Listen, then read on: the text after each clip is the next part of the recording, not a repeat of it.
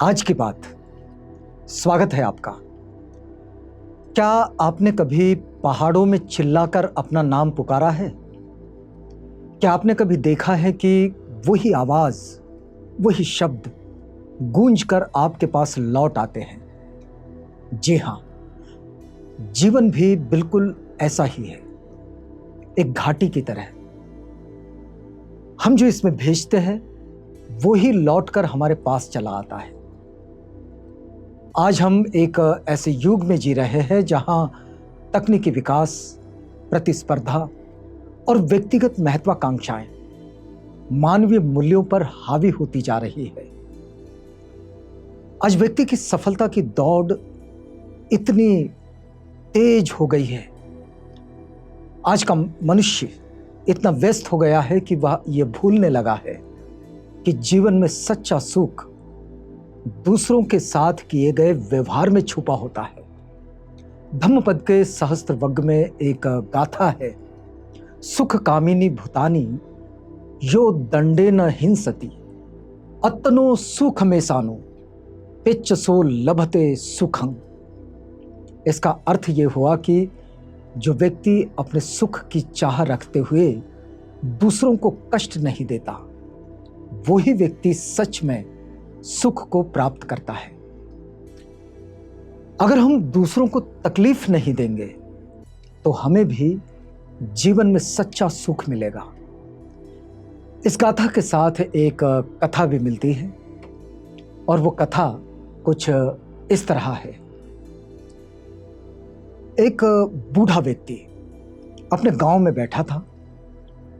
एक दिन वहां एक युवक आया और उसने उस बूढ़े बाबा से पूछा, बाबा, इस गांव के लोग कैसे हैं? अब बूढ़े बाबा ने उससे पूछा, क्यों भाई? तो वो कहने लगा कि मैं मेरा गांव छोड़कर इस गांव में रहने आना चाहता हूं। तो बूढ़े बाबा ने उससे कहा कि तुम्हारे पुराने गांव के लोग कैसे थे? तो युवक बोला, वे लोग अच्छे नहीं, मेरा सम्मान नहीं करते। तो बूढ़े बाबा ने कहा, देखो भाई, ये गांव भी वैसा ही है, यहां के लोग भी अच्छे नहीं हैं। युवक ने ये बात सुनी और वो चला गया। फिर कुछ समय बीता। उसके बाद एक और युवक आया और उसने भी उस बूढ़े बाबा से यही सवाल पूछा कि बाबा, इस गांव के लोग कैसे हैं? फिर बूढ़े बाबा ने वही सवाल उससे दोहराया और उससे पूछा कि क्यों भाई, क्या बात है? तो वो कहने लगा कि मैं इस गांव में रहने के लिए आना चाहता हूं। फिर बूढ़े बाबा पूछते हैं, तो भाई तुम्हारे पुराने गांव के लोग कैसे हैं? तो दूसरा युवक भी कहता है कि वे बहुत अच्छे हैं, सब ने मेरा साथ दिया। तो बूढ़ा दादा कहता है कि ये गांव भी बिल्कुल वैसा ही है, यहां के लोग भी बहुत अच्छे हैं। अब इससे ये बात समझ आती है कि लोग वैसे नहीं होते जैसे हम सोचते हैं। वो दोनों युवक अपनी अपनी तरह से बातों को सोच कर आए। पहला सोच कर आया कि इस गांव के भी वैसे ही होंगे जैसे उसके पहले पुराने गांव के थे। दूसरा युवक ये कहता है कि नहीं, मेरे गांव के लोग तो अच्छे थे, लेकिन फिर भी मैं अपने गांव को बदलना चाहता हूं। तो उसकी ये जो समझ है, उसकी समझ के अनुसार तो कोई लोग नहीं होते। बूढ़े दादा ने उसी की समझ को लौटा कर बता दिया, जैसे हम सोचते हैं वैसे लोग नहीं होते, बल्कि हमारी सोच और व्यवहार से ही वे हमें अच्छे या बुरे लगते हैं। ये कहानी हमें ये सिखाती है कि जीवन कोई एक तरफा चलने वाला रास्ता नहीं है, वन वे ट्रैफिक नहीं, बल्कि ये पूर्णतः पारस्परिक है। हम जैसा बोते हैं वैसा ही काटते भी हैं। जैसे घाटी में अगर हम जोर से कोई बात बोलते हैं तो वही बात गूंज कर वापस हमारे पास चली आती है। उसी तरह जीवन में भी जो हम दूसरों से कहते हैं या करते हैं, वही हमारे पास लौट कर चला आता है। जैसे कि समुद्र को देखिए, अगर हम समुद्र में कोई चीज फेंकते हैं तो वो उसे अपने पास नहीं रखता, लौटाकर वापस हमें भेज देता है। इसी तरह जीवन में हम जो भी कार्य करते हैं, अच्छे या बुरे, वे सब हमें लौट कर मिलते हैं। हमारा जीवन हमारे व्यवहार को वापस हमारे पास भेज देता है। जैसा व्यवहार हम दूसरों के साथ करते हैं, बिल्कुल वैसा ही व्यवहार हमें भी मिलता है। इस कहानी के दो मुख्य बिंदु हैं, एक घाटी है, दूसरा समुद्र है। इसके माध्यम से ये कहानी हमें जीवन की गहराई को समझाती है। घाटी में अगर कोई जोर से प्यार कहे, प्यार, मोहब्बत, तो वही शब्द प्यार बनकर लौटता है। लेकिन यदि वही व्यक्ति नफरत कहे तो प्रतिध्वनि नफरत ही लौटाती है। इसी तरह समुद्र हमारे द्वारा फेंकी गई चीज को रोकता नहीं, बल्कि वापस भेज देता है। यही जीवन का सत्य है। तथागत बुद्ध अपने छोटे छोटे वचनों के द्वारा हमें यही सिखाते हैं कि हम और दूसरे कुछ भी नहीं होते। हम वैसे होते हैं, वैसा ही हमारे पास उसका प्रतिबिंब भी होता है। हम दूसरों को जो देते हैं वो ही हमारे पास लौट कर चला आता है। इस गांव की कहानी इस विचार को और भी अधिक स्पष्ट रूप से इस मानव व्यवहार के संदर्भ में प्रस्तुत करती है। वो जो बूढ़ा व्यक्ति है, किसी भी गांव के स्वभाव को नहीं बताता, बल्कि व्यक्ति के अपने दृष्टिकोण और अनुभव के अनुसार उत्तर देता है।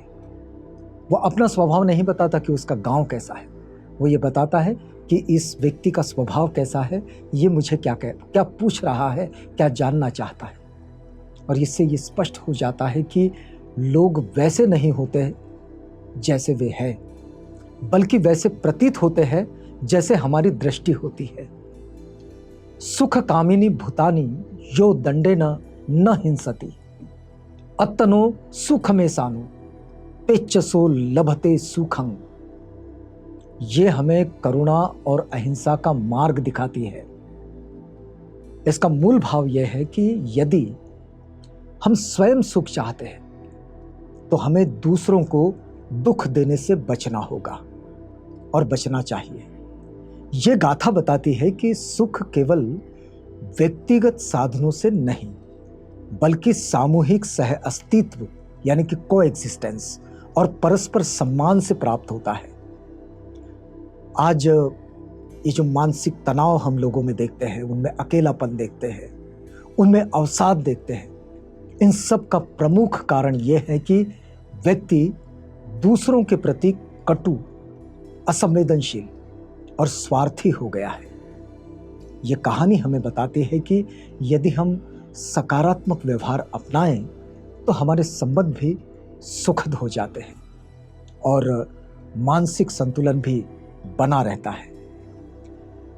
समाज हमारा तभी स्वस्थ रह सकता है जब लोग एक दूसरे से प्रेम करें, करुणा और सहयोग से पेश आए। यह सिद्धांत हमें सिखाता है कि सामाजिक एकता के लिए हमें दूसरों की भलाई में अपनी भलाई देखनी चाहिए।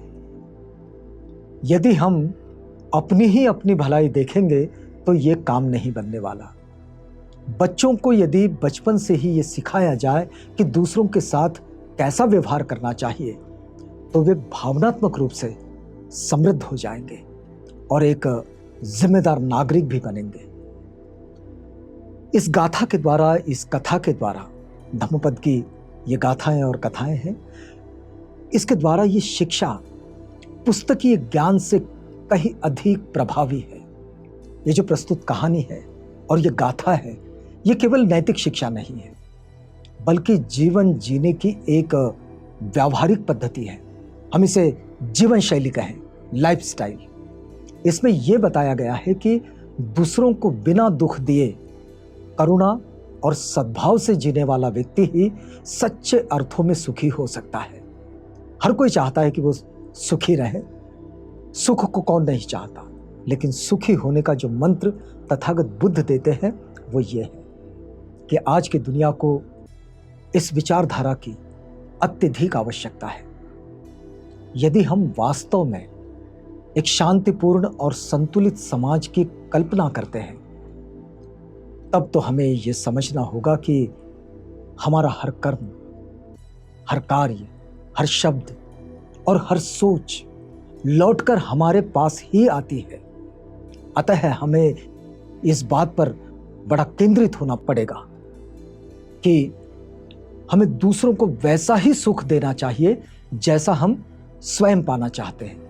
यानी कि जैसा जीवन हम अपने लिए चाहते हैं वैसा ही जीवन हम अपने आसपास बनाने की कोशिश करें, जैसा हम स्वयं पाना चाहते हैं।